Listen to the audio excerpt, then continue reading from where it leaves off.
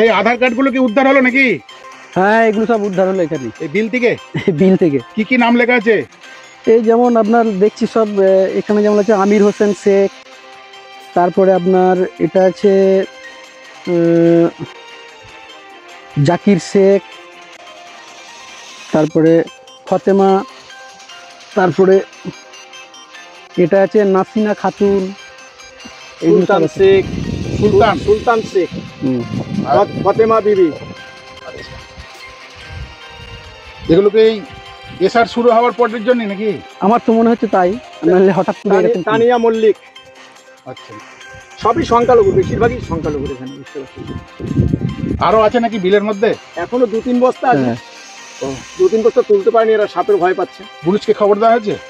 না না, এখনো কেউ এসে এমনি খবর দেয়নি।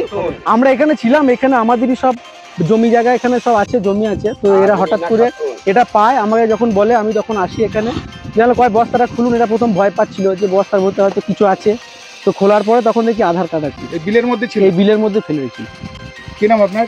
দেবব্রত মণ্ডল, কোথায় বাড়ি? শ্রীরামপুর বাড়ি।